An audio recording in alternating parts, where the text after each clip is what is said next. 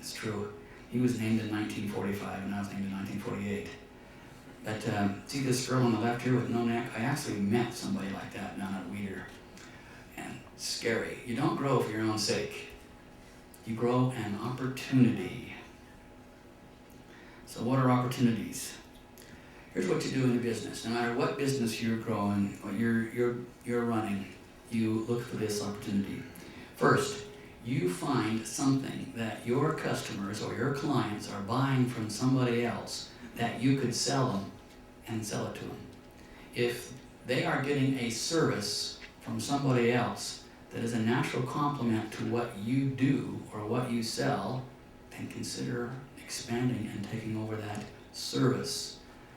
So what you do essentially is you look at your customers and what they're buying when they're buying from you and what else they buy that complements what you're selling them, and see if you can sell that to them also. Does anybody here know what a verger is? Something to do with Star Trek.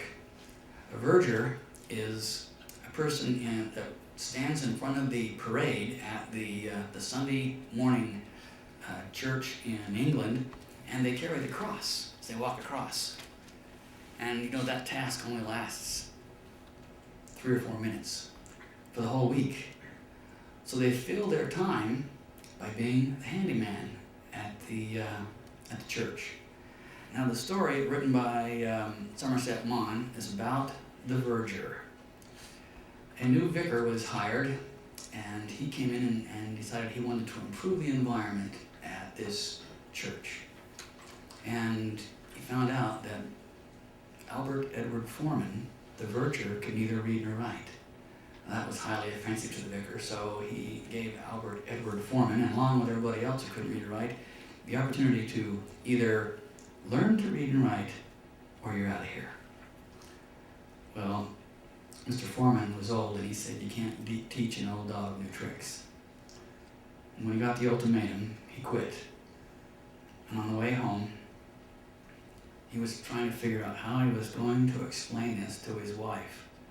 Because here he was, well regarded. Everybody thought he did great work, but he was unemployed.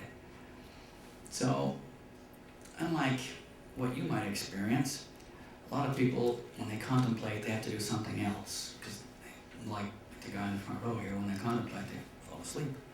So, just kidding. He decided he was going to buy himself a cigarette. Now, in England, it's different than here. You know, when my dad buys a cigarette, he buys a carton. And there, in England, they buy a cigarette. So he went down the street looking for a tobacco shop. There weren't any. So went back up the street, and down this street, and down this street, and back and forth, and found not a single tobacco shop. And he said, this is an opportunity. So he went home and explained to his wife, we're going to open a tobacco shop. I've already found a spot. And he did. And the next year, he was wandering around another part of the city, and he opened a second, and then a third, and a fourth. And one day, about 10 years into this story, he was in the bank, and he was making a deposit, and the bank manager said, Mr. Foreman, please come over here. Do you know that all of your money is in demand deposit? That means checking to us. It's not earning any interest. And he said, well, how does this work? And he said, well, if you open a savings account, we will pay you interest. And with as much money as you have in there, you could make as much money on interest as most people make working for a living. And he said, excellent. And he said, just fill out this paperwork. And he said, I'm sorry, I can neither read nor write. I can sign my name, and I only learned that because I own this business. And the banker said, imagine that. One of our most successful customers, and you can neither read nor write.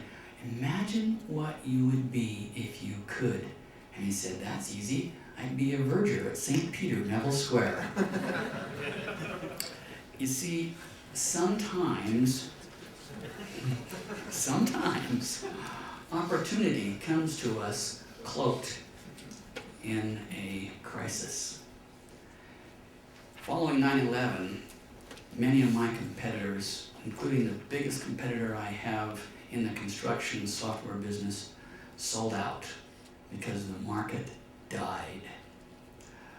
We, on the other hand, decided to expand, and we had been selling software to people that were only in the construction business. A lot of people began to buy it that weren't in construction, a trucking company, a church, a frame shop, a bakery, a lawyer, or a bunch of other people. They bought it because it was affordable, it was powerful and easy to use, and so we decided to create a generic version of our software.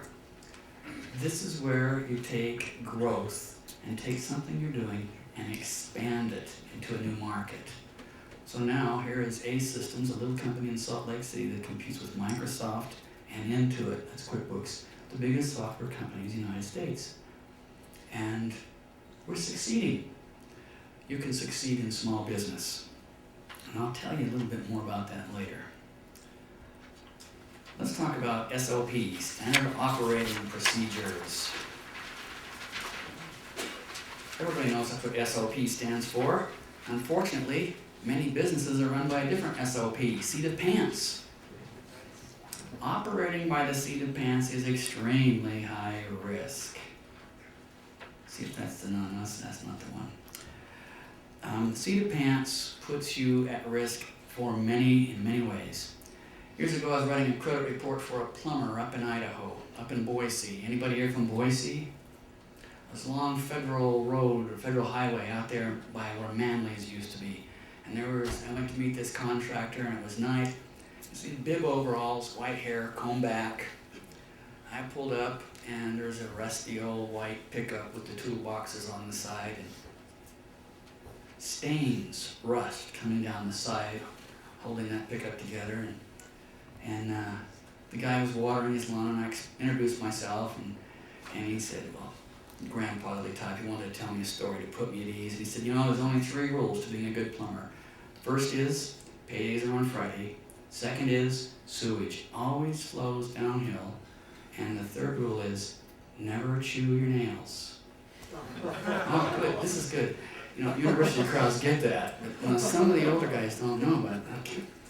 And then he added, oh, I forgot, there's one more thing. If you belong to the union, you don't need to wear a belt. Okay, that paints a picture you don't want to see, doesn't it? Okay, we'll go off of plumber's crack. Okay. So I'm writing a credit report, and I asked some harmless questions, you know, do you have a financial statement? And of course he didn't. He operates purely by SOP, seat of his pants. I said, okay, let's make up a financial statement for you. How much do people owe you? And he said, pulled out this booklet and he flipped it over and he said, they owe me $1,200. So I wrote that down. I said, well, how much do you have in inventory over wherever, you know, how much do you got in inventory? I said, well, everything's in the truck over there. He says, I've probably got about $300 or $400 worth of supplies in the truck. So I wrote that down. I said, how much have you got in tools? And he says, oh, easily $4,000 or $5,000 in tools in that truck. So I wrote that down. So how much is the truck worth? And he rolled his eyes and he says, well, I'm afraid to wash it because if I get that rust off there, it might fall apart. So it might be worth $1,000. So I wrote that down. Then I asked him, well, how much do you owe? And he said, I don't owe anybody anything. Do you owe anything on that truck? No. Owe anything on the supplies in there to your vendors? No. He said, I always pay cash for stuff. Well, I had all of these assets and all these liabilities except for one. I had to ask, how much cash have you got in the bank? I never started with that question because it always shut him right off. So he said, I don't have any money in the bank. And he reached into his pocket and he pulled out this wad of bills this big. And he just did this. And he just started counting and he said, put a rubber band back around and he says, I got $700. That guy operates by the seat of his pants. If tomorrow his truck breaks down, if in a moment of contemplation he chews his nails and gets sick, if he breaks his leg, if, any ifs that hit his business, he's out of business. Because he's operating a one-man shop. In a one-man shop, that person's out of business and sick, that business is out. Our economy happens to do this. We have business cycles. If you have 40 employees and it starts cycling down, you can cut back. If you have one employee who gets fired, it's you. It's gone. The business is gone. That's why when the economy went down following 9/11,